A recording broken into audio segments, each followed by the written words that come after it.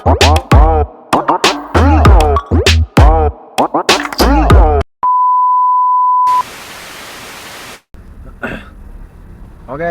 assalamualaikum warahmatullahi wabarakatuh guys. Selamat datang lagi di channel saya Prasetya Hari Saputra. Jadi di vlog kali ini saya cuma pengen melihat pandangan saya aja sih mengenai dunia transportasi, khususnya di taksi online. Dimana dengan perkembangan zaman saat ini, kemudahan kita untuk berpindah dari satu tempat ke tempat lain itu sangat mudah, sangat cepat, sehingga membuat dengan kemudahan itu kos menjadi sangat murah gitu kan. Ya memang sih ujung-ujungnya profit, ujung-ujungnya profit ya kan, ujung-ujungnya mencari untung. Pastilah yang namanya bisnis cari untung, yang namanya kerja kita cari untung. Kalau rugi kan ngapain, seperti itu. Nah dengan perkembangannya zaman kayak gini, dengan segala kemudahan-kemudahan gitu, dan ya apapun itulah ya kan, kadang itu hal-hal yang mengejutkan itu, yang tidak diinginkan itu pasti ada aja.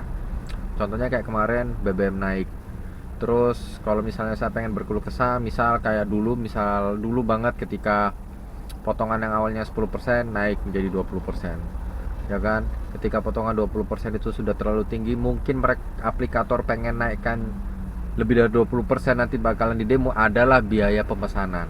Dulu biaya pemesanan awalnya 3.000, tiba-tiba naik 4.000, tiba-tiba 5.000, terakhir nih 6.000. Jadi sekarang itu biaya pemesanan di angka sekitar 5.000 sampai 6.000 seperti itu. Jadi dengan biaya pemesanan itu, kos yang dikeluarkan pelanggan itu akan semakin naik ya kan. Sedangkan kita sebagai mitra, uang yang kita dapatkan itu tetap sama. Sehingga kalau secara pemikiran goblok saya, tandanya keuntungan dari pihak aplikator bertambah. Mereka kan selain ada potongan 20%, terus ada biaya pemesanan. Kalau di Grab sekarang ini, kalau ada orang-orang yang milih mengikuti kayak Greenpeace gitu yang mengenai lingkungan hidup, mereka ada tambahan lagi biaya 500 seperti itu. Nah, pihak aplikator ketika kita protes mengenai biaya pemesanan itu, mereka selalu berdalih bahwa biaya pemesanan itu ditanggung customer. Memang biaya memang ditanggung oleh customer, tapi kan mobil pakai punya kita. Seperti itu. Jadi kan hitungannya kan sama aja. Ya, maksud saya di video ini begini sih. Ketika kita ingin suatu bisnis itu berjalan dengan baik, suatu usaha itu berjalan dengan baik, maka ada beberapa faktor yang harus kita perhatikan, ya kan. Selain kita punya produk, ya kan, selain kita punya produk, kita kan juga harus melihat bahwa bagaimana sih manpower yang kita miliki, yaitu orang-orang yang bekerja di dalam suatu perusahaan. Nah, ketika orang-orang yang bekerja di suatu perusahaan ini kan pasti perusahaan kan memberikan suatu banyak benefit, ya kan, mulai dari gaji, insentif, bonus, terus fasilitas-fasilitas yang lain, intinya ada. Nah, dunia transportasi sekarang itu menariknya, ketika kita ngomong kayak taksi dulu, ketika kita pengen buka suatu usaha taksi, kita harus juga modal mobilnya.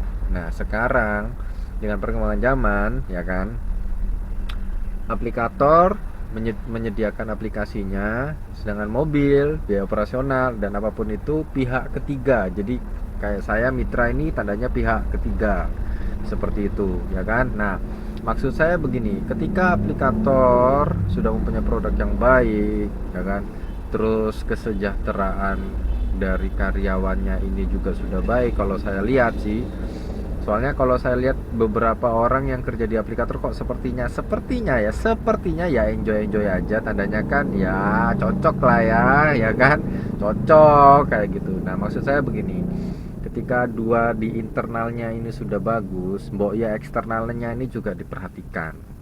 Maksudnya pihak ketiganya ini juga diperhatikan, ya kan. Kesejahteraan partner mitranya ini juga diperhatikan, ya kan. Bagaimana mungkin usaha pelayanan kalau misalnya kita sebagai partner tidak diperhatikan, terus kita dituntut untuk selalu memberikan pelayanan yang baik, ya kan. Seperti itu. Nah, Grab sudah mengeluarkan aturan yang sedemikian rupa supaya kita untuk patuh kepada itu aturan, dan supaya istilahnya bisa memberikan jasa yang baik ya kan kepada penumpang. Ya, pemikiran saya, logika saya aja sederhana begini sih. Kalau misalnya mau lini bisnisnya tetap berkembang, mau lini bisnisnya tetap berjalan dengan baik, apapun itu aplikatornya, kalau saya sih memang, karena saya cuma punya satu aplikasi Grab ya, saya punya driver, tapi drivernya jarang saya nyalain. Gokar saya juga udah kesuspend. Maksudnya aplikator-aplikator ini ya kan, kalau misalnya kalian pengen lini bisnisnya itu berjalan dengan baik, ya kalian juga harus memperhatikan mitranya, seperti itu loh ya kan. Kalian juga harus memperhatikan kesejahteraan mitranya. Kita narik udah seharian di jalan ya kan, biaya biaya mobil juga kita kayak gitu kan, bensin juga kita kayak gitu. Jadi kalau misalnya kesejahteraan kita naik, kita punya sisa uang untuk ditabung, kita punya sisa uang untuk keluarga di rumah, dan kita punya sisa uang untuk istilahnya beli mobil unit baru kan, seperti yang kita tahu kan, aplikator tuh kalau nggak salah menetapkan, dua aplikator besar ya, menetapkan umur mobil kan 8 tahun. Nah kalau kayak mobil saya kan 5 tahun, tandanya 3 tahun udah harus ganti lagi. Nah kalau misalnya kondisinya masih seperti ini, masa ya nyicil mobil baru lagi kan, ya mikir saya lah, mending saya dagang yang lain kalau usahanya apa, kalau di taksi online masih kayak gini seperti itu ya kan.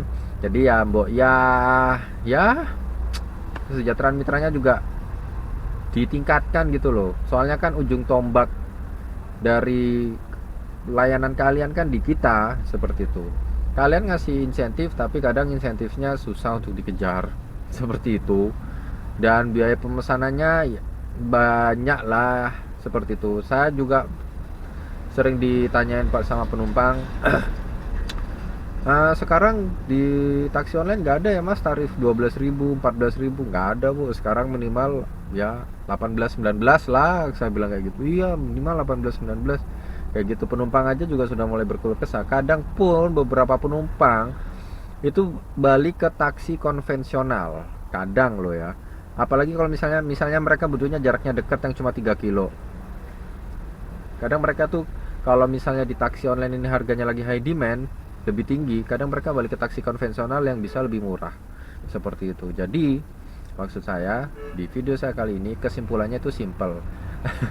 Kalau misalnya lini bisnisnya ingin berjalan dengan baik, kesejahteraan mitranya juga tolong diperhatikan dan ditingkatkan. Oke, sekian dulu vlog dari saya. Mohon maaf kalau misalnya ada kata-kata yang salah, ini cuma curhatan saya saja, seperti itu ya. Terima kasih sudah menonton. Wassalamualaikum warahmatullahi wabarakatuh. Bye bye.